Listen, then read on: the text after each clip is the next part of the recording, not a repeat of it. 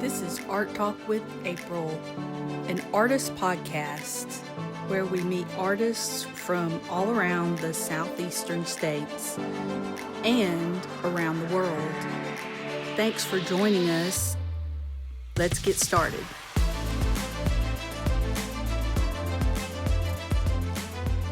Hi, everyone.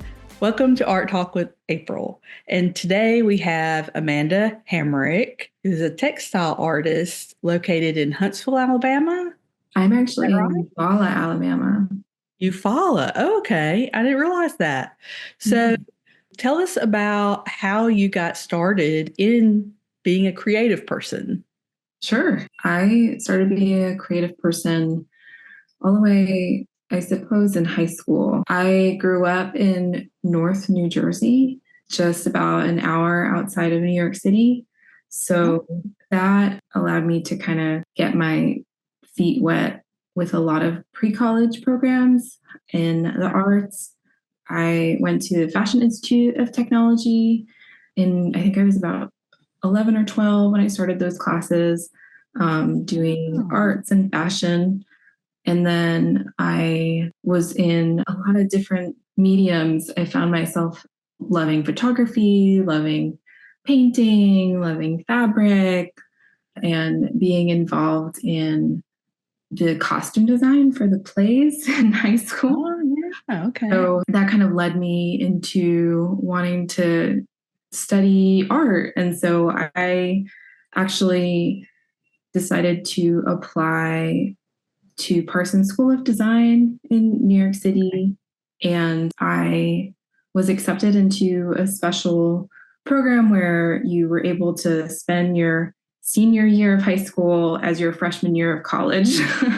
Wow. So I actually left to go to college, but really I was sort of still in high school at 16. And so in art school, you study everything for that first year, and then you kind of decide where you're going to go from there. So yeah, that's kind of where it all started from. Okay. Holy cow. What a great beginning, though. I mean, I feel like everybody would want to have that experience. But so you were kind of playing with all different kinds of media at that point, and you were doing it was like costume design with the plays and everything. And is that how you became interested in the textile art that you're doing now? Yeah, I would say so. I ended up in a discipline in college that was like interdisciplinary arts degree. So what I studied is called integrated fashion design. So I was able to kind of pick and choose from Parsons and the New School what I wanted to study, and then kind of had an overarching fashion theme. And there was, in my program, it was led by someone that was in the Netherlands, and they were very into sustainable practices and kind of fashion as art. So I think that that's kind of where I am kind of going back to where I started in a way, because I was a costume designer for a long time. And in my college years, I was sort of making this like fashion as art. And now I'm kind of in that textile as art moment of just experimenting with fabric and with fashion as a place to kind of express more than just a t-shirt, right? I mean, tell us about what exactly you went through as far as what you were learning. You were talking about sustainable practices. What is that in that field? What do you mean? So fashion as a whole has really changed in the last 20 years or 50 years, really.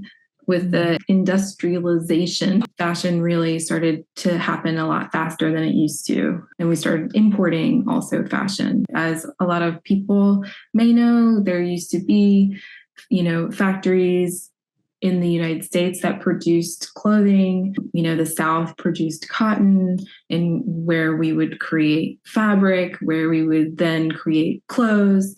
That doesn't happen here anymore, at least not in the mass scale that it did. And so with that, there is a lot of kind of back and forth. We grow the cotton here, it gets shipped over there, they make the fabric over wherever they're making it, then they make the clothes over there, and then it gets shipped back to us, which is, a lot of time, a lot of energy.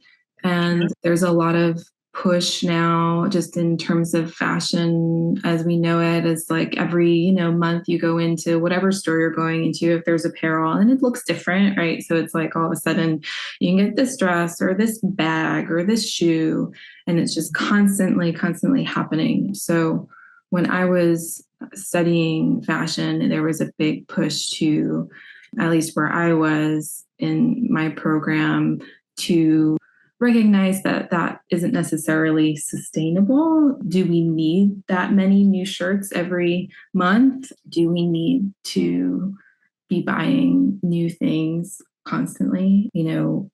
Something that I was taught was, a lot of mending, how to create life from a garment that maybe you thought isn't wearable anymore, or using textiles that already exist, whether that's going to Goodwill and getting your fabric that way and kind of taking apart things that are no longer wanted and reusing them. So it's kind of this, I'm very passionate about upcycling, which means taking something that isn't being worn anymore or fabric that isn't being used anymore and using it for my art or my creations. So that's a start. Yeah, that's amazing. And I think I know what you mean as far as all the resources that would go into like shipping the cotton and getting it back and all of the, gosh, that's a lot of waste, isn't it? Then, so I guess in your classes and in your experience, or sort of the things that you've learned, were you, I guess, learning how to create pieces from scratch then, or were you primarily looking at using already created pieces into something else, or both, I guess? Oh, yeah, both. It really just depends on what you're going for. You can take a dress and make it into strips and, make a whole new fabric out of it if you wanted. But yeah, it's really sky's the limit as to what you can do, really. So, I guess, which of those do you prefer? Is it the I prefer reusing? I prefer kind of taking something that's already made and either I dye on top of it or I kind of manipulate the garment that's already there and either do like patchwork or, switch out the buttons or, make it into a different kind of garment, kind of building off of what is already there. That's kind of where I'm at.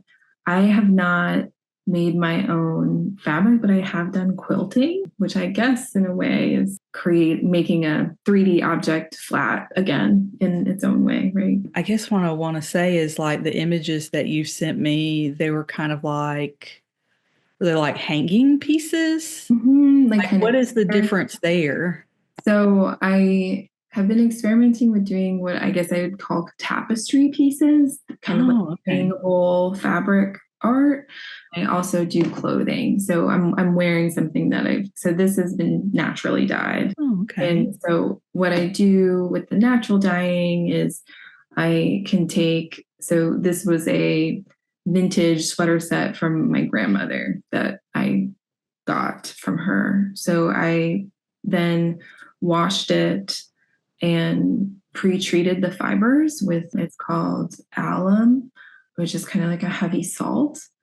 And I pre-treat the fibers before I dye. And I really love the bundle dyeing method of eco dyeing. And that's really placing the plant onto the fabric and you then wrap it up very tightly in the pattern. You place it in the pattern that you want, and then you wrap it up and you bind it with either string or rubber bands, and then you steam it, or you can also submerge it in hot water.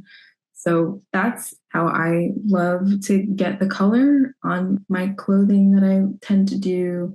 You then take it out and you unravel it and you pick it up and then you rinse it and then it does stay. The mordant it's called is what that fixative of the alum I said earlier is what like helps the dye attach to the fibers. And this is only natural fibers. So silk, cotton, linen, which is cotton, and like bamboo, anything like that. And with all different kinds of plants and flowers. So I grow my own flowers too. So Oh, wow. Okay. marigolds and cosmos and coreopsis, and I'm going to start growing indigo this year, which I'm excited about. And then like kitchen waste, onion skins, coffee grounds, even some like different kinds of roots and leaves and all of that fun stuff is all things that I use to dye the natural fibers. Wow. Holy cow. So when you're talking about like I guess the colors, you're getting that from the things that you're like attaching to the fabric to make. Yeah. And then you can also dip dye with them. So I've done like avocado skin and avocado pit baths, and like that gives off like a pinky, mauvey kind of a color and all that fun stuff. Yeah. Holy cow. So when you're doing that, I guess, how do you achieve the effect that you want to get? Like, are you deciding ahead of time, like, this is my pattern and these are my flowers or whatever it is, and you have that decided? Or is it something that you just kind of play with in the moment? Like, if someone were painting on canvas and doing something abstract, or they just. So it's interesting is I had mentioned in the beginning how in high school I really enjoyed painting. When I was painting in high school and a little bit into college, I mostly loved like abstract expressionism. And so when I kind of got into natural dyeing again, there is like a parallel between that. Sometimes I do kind of decide I want like a mirrored effect of like a pattern, kind of like a Rorschach sort of feeling. But mostly it is like by feeling and just like placing it where I feel like it feels right and kind of trying to capture like an experience or a feeling by this kind of meditative placement of these plant materials on these. I gotcha. And so I guess, what is your vision for your work? Is it more of like, naturalist sort of, but like green, like you're trying to be green or environmental friendly? Is that your vision, or what is your vision? You say you were trying like. I definitely would say that I'm a sustainable That's the word I was looking for. sustainably minded person. I learned about natural dyeing in college. I then after college turned to like fashion management and then costume design. And then I left New York City, had a baby, and then found myself experimenting with natural dyeing again. So it's something that kind of came from kind of reestablishing roots as a mother and kind of connecting to nature in this way of child rearing and feeling more human in a way, leaving the city, as strange as that sounds. And I think that for me, it's all about the journey. It's not necessarily something that I'm saying like I'm only going to be using natural materials, even in those tapestries that I've done recently. One of them actually is going to be at A&M University in Huntsville. I think it opens this Friday. Yeah, March 7th. It'll be at the gallery there until April 4th. But that, I used pins, I used beads, all of them were found. I do like the idea of, found goods in that way and using them, but I don't think I'm trying to push like a sustainable message. It just happens to be the medium that I like working in. Yeah, I got you. Okay. All right. And so your vision is really kind of more around like motherhood and maybe like your natural self, I guess, or Yeah, I think for me, it's like figuring out how to express what it is to be human. And I think that's any artist. yeah, okay. So are you doing these in like series or in like I guess like a collection or are you doing sort of like single pieces? Like how does Yeah. that work in your mind? I would love to do a collection one day. I am currently, you know, my son is 5, so I still am very much mostly mom these days. But I think that they all build off of each other. I definitely have been doing things sort of one off, meaning like in the moment, I'm going to make this day, and or I'll start this and then come back to it and see where it goes. But I do think that as time goes, I would love to kind of be more meticulous and kind of be like, okay, I'm going to make this many, 5 tapestries, and they're going to be relating to this or have this feeling. And that's something I'd love to work towards. Yeah. Well, I have to say, like your work, I mean, it's all cohesive. I feel like it all kind of goes together. But, like even like painters or, photographers or whoever, they sometimes will work with like one specific message or one specific Yeah.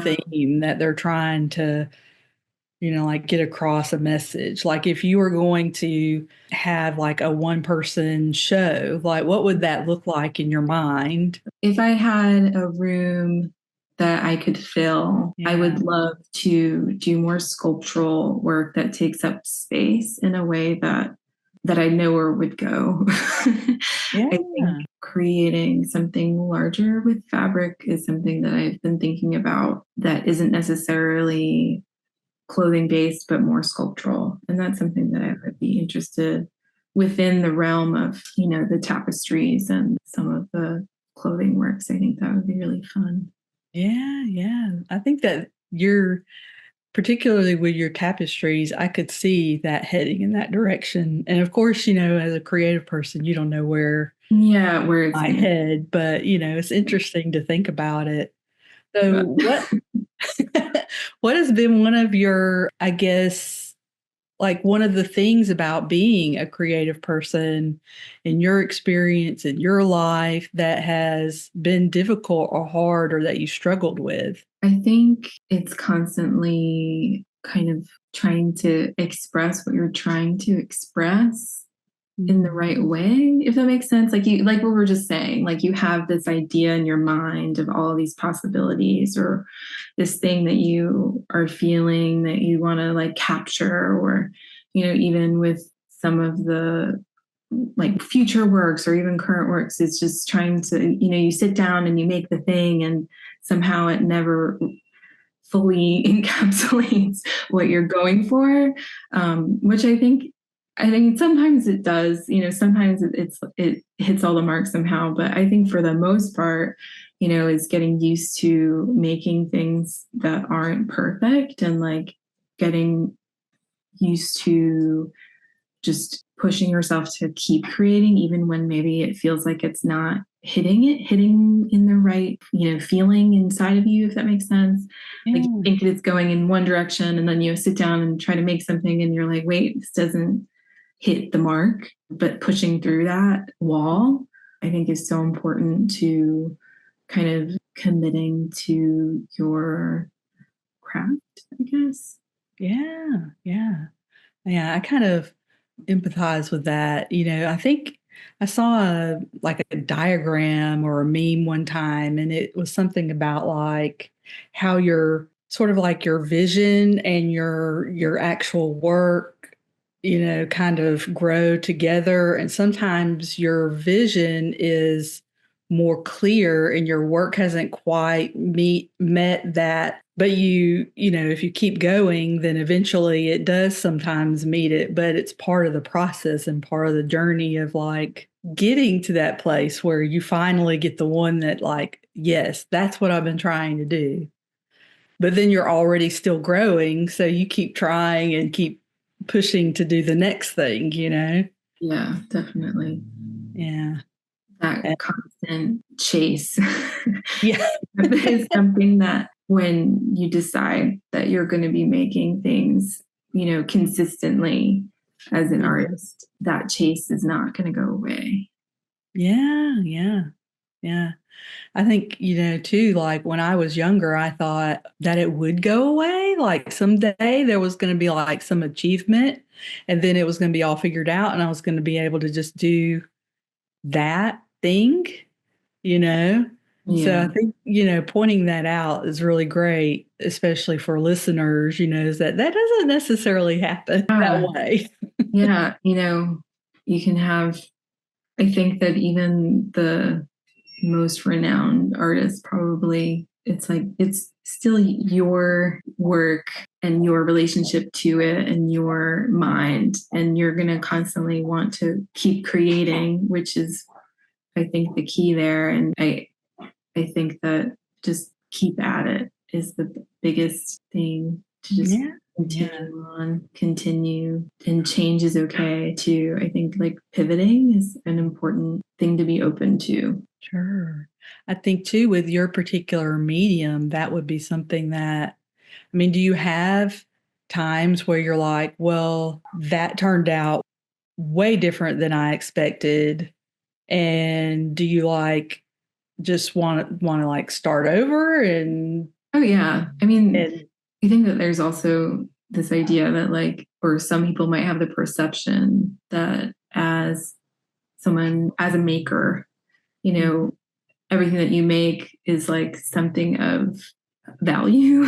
I have a whole bag of like things that I've dyed that like went awry or didn't turn yeah, out, or, you know, I have clothing that kind of pushed in one direction and it was the wrong direction. And I don't, bring it to festivals. There are these things that, you spend time doing that don't end up seeing the light of day outside of, your space. yeah, And that's part of it. Right. yeah. And then do you ever like reuse those things in some other kind of Sometimes, yeah. capacity? I mean, I definitely do. I'll re-dye it or cut it apart, or it really depends. But yeah, Oh, okay. So you do like festivals and you have like a booth and things like that where yeah, you sell your stuff? yeah. So the next one is actually March 15th in Cumming, Georgia. It's called the North Georgia Folk and Outsider Art Festival. It's in Lakewood Antique Market in Cumming, Georgia. So just like, I think it's a half hour north of Atlanta. And then after that one, I'm actually a demonstrating artist in Dothan, Alabama. So that's much south, but South Alabama at the Loop Festival. And that's a music and art festival, which should be fun. That's April 11th and 12th. Wow. So you're like, how do you go about like pricing these things? I mean, like, what is I guess, your system in your mind about doing that? Because I think that's one of the things that a lot of artists kind of struggle with. If they're going to sell something like at a festival, like, how do you determine that? I think there are some items that I sell that are, straight fashion. I dye it similar to what I'm wearing. I have it, I dyed it, and it's a shirt that you can wear. And with that, I think it's a little bit easier than, like a tapestry or, a painting. I will say that that's harder. But with clothing, especially, it's like you have a base price that you kind of paid for it, right? And this is for painting too. You have to think about like, okay, how much did this cost me to just get the materials? And then how much time did I put in to it? Right. And you can kind of say, okay, minimum wage is this. If I put, 5 hours into it, and maybe I should pay myself a little bit more than minimum wage, plus what I paid for it, what's the scale, right? And then it's like, okay, I might have spent 10 hours on this, but is someone going to really pay X amount for this? If I was coming in somewhere and I was saying like, okay, well, this shirt is this amount, or this painting is this amount, would I pay that? Yeah. And then kind of from there, you figure it out. So I will say that there are some things that when I first started, I priced at a certain point, and some things I was like, oh, I think I'm selling so many of them, I should make the price a little higher, and then I kept selling them even with the price higher. And then there's some things that I, priced high and weren't moving. And I'm like, oh, wow, I think I did price that too high. And then you lower it down, so it takes, it's definitely a learning curve figuring out. And also like location is a big thing, someone that's in Atlanta versus someone that's in maybe a more rural part of the country. Those are two very different people, right? Yeah, yeah. That's interesting. And so how long have you been doing like the festival stuff? Oh, wow. Of doing them. Yeah. Yeah. How many do you think you do like a year? I think that I do at least 5. Yeah. Somewhere around there, but maybe more this year. We will see. Yeah, I feel like that's a good number, but not like overwhelmingly so. Yeah, where you're like, yeah. Yeah. Are you mostly doing like Southeast kind of area, like places? Okay. And then like, that's pretty interesting. So what would be one of your, like what you feel like was a really great success, like a moment where you like discovered something or realized something or, came across some kind of new idea or strategy as a, I'm going to say that, I moved down to Alabama in 2021 after COVID, or I guess it was like right as COVID was sort of ending.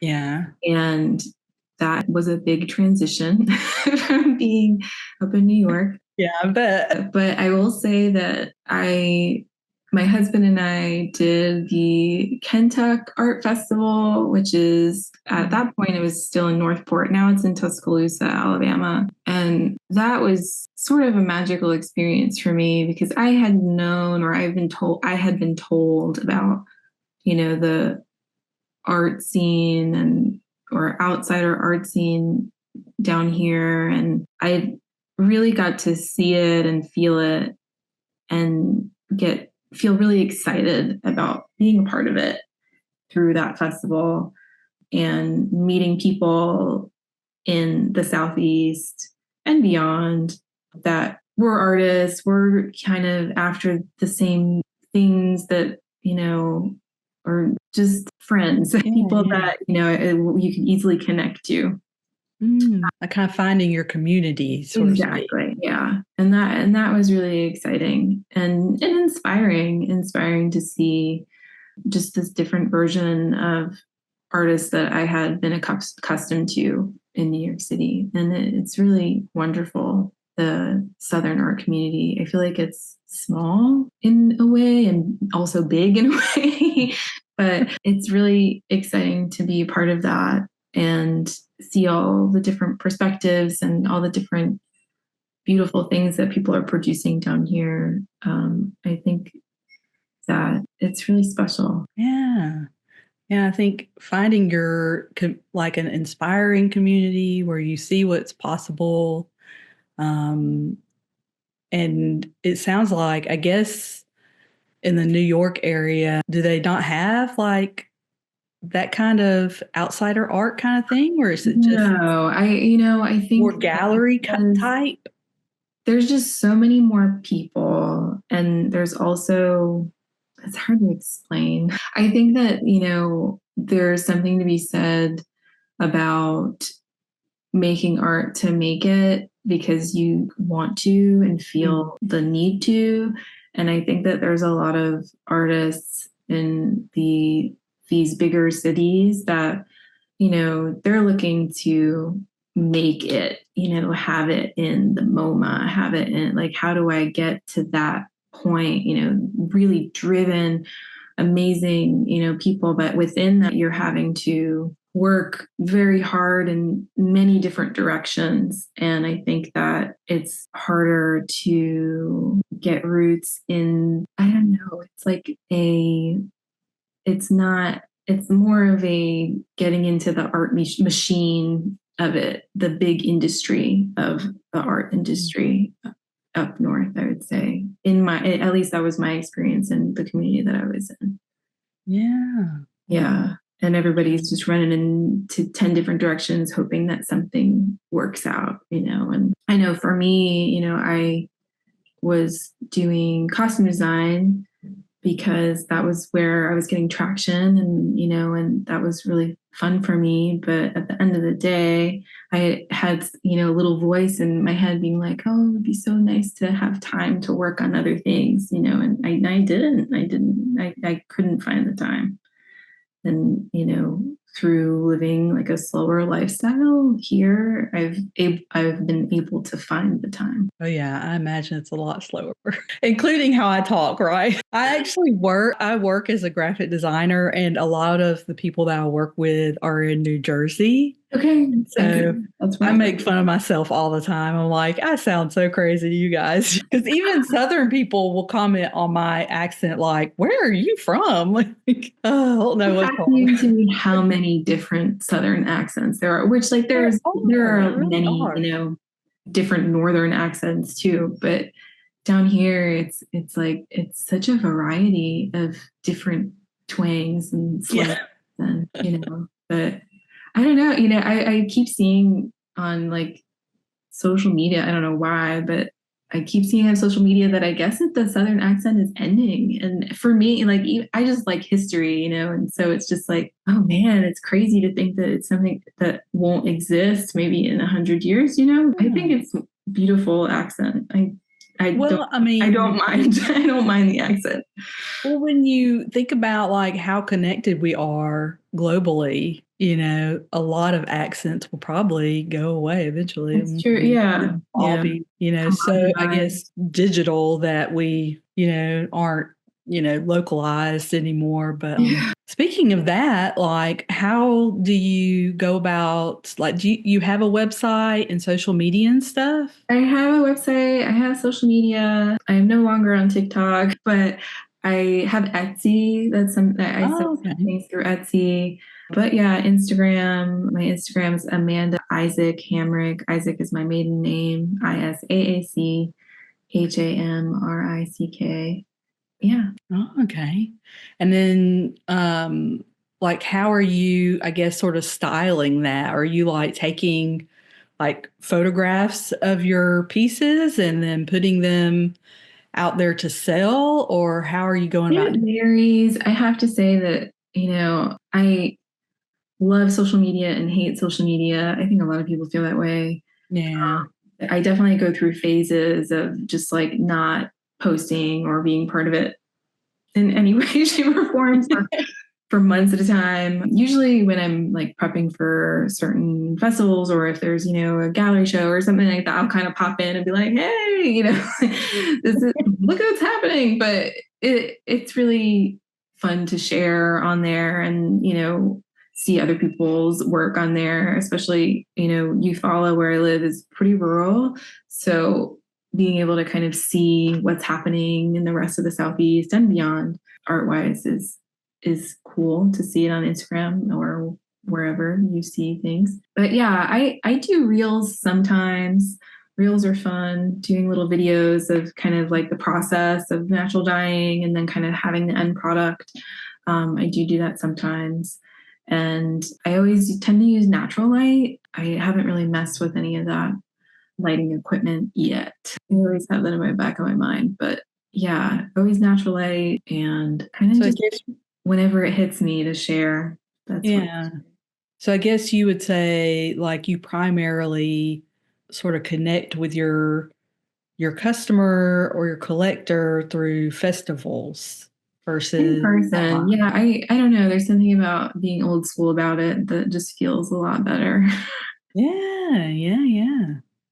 That's awesome. Yeah, I've come across that. Like artists that really kind of don't put any emphasis on the social media side, and instead it's about in person and like, doing all the festivals and things like that so they can like actually speak to people about what they're making and everything. That seems to be the way that they get across, what it is that they're doing better, I think for me also the natural dyeing aspect of it, when you see the picture, you don't necessarily know that it's naturally dyed. So I get a lot of times that they're like, oh, she does tie dye. And I like, really? It's awesome. I mean, I love tie dye, but it's definitely not, I guess it is I am tying it and dyeing it, but it's a different kind of thing going on. Yeah. Okay. So being able to really explain it and to people to touch it. And, I think doing fabric work or textile work, it's something visual, it's something that is made to be seen in person. Yeah. Yeah. Have you had any like weird experiences at festivals or funny things happen that you were like, what the heck? As I'm trying to like give listeners kind of an idea of what could happen. Thinking about getting into the festival circuit. Yeah. There's a lot of people that are just coming there to kind of like look and see, and they're not really necessarily looking to buy. And kind of recognizing, you start to kind of get the feel of like someone that's going to come and look and see, or someone's going to buy, and that sometimes the people that come to look and see are just as important as the people that are coming to look and buy. And you can have some really nice conversations with people that are just engaging in with your work, right? And that I guess for me, I can't think of anything like specifically funny. Well, I mean, and I was just like trying to pull out some kind of, but I think that's interesting though, what you said, because, I've done a couple of festivals and I thought, there are a lot of people that come by, like they're coming to the festival just to be entertained, not necessarily. Yeah, for sure. Yeah. Like they're not going to a store buy something. They're like, let's go do something. Yeah. And so they like to just look around. And I mean, I can be that way too, like being another creative person. Might be a come and look, kind of person.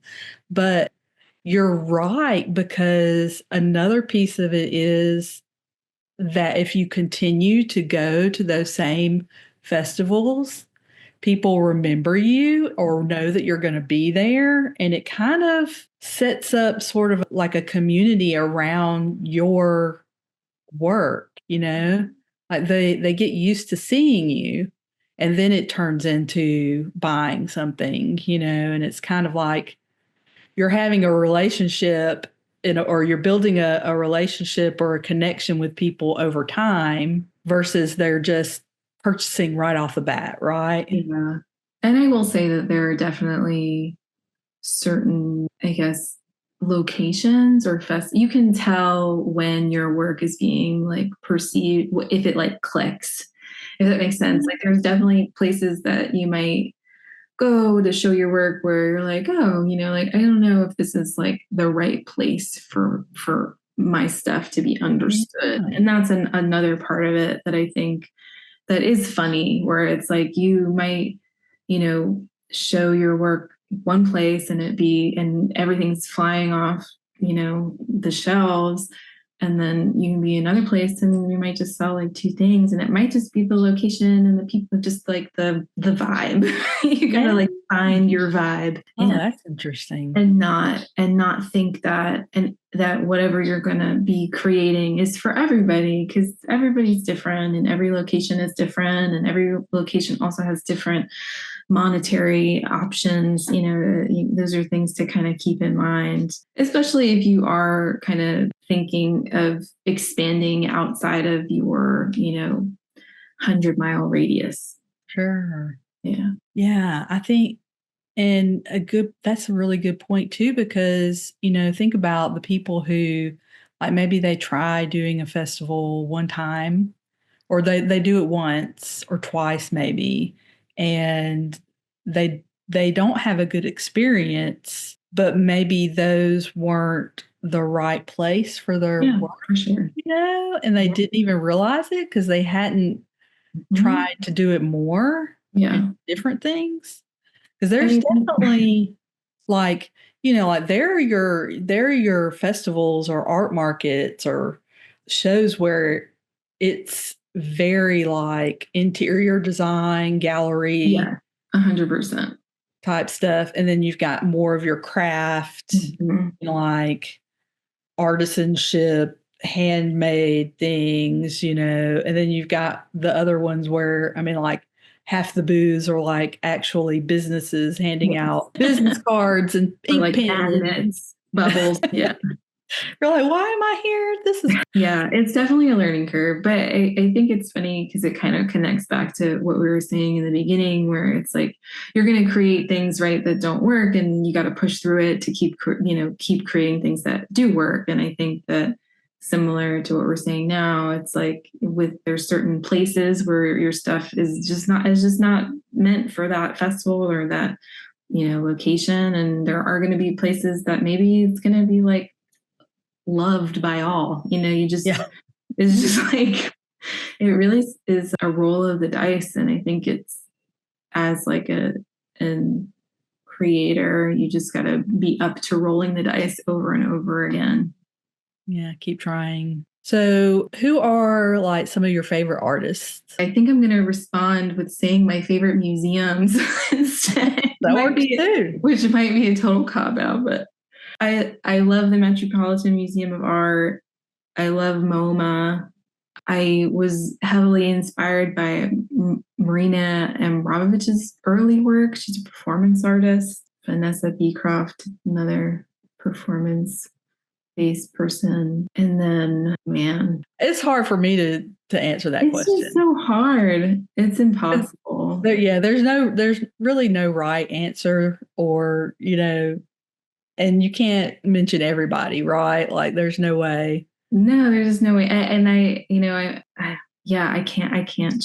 So, what is like inspiring advice that you could give to other artists or other people that are maybe pursuing your same medium or similar? I think I said this before, but to be open to pivoting, meaning like trying new fabrics, trying new mediums, like, maybe like for me, I've been experimenting more with like patches. All of a sudden, I'm like, I can put a patch on that.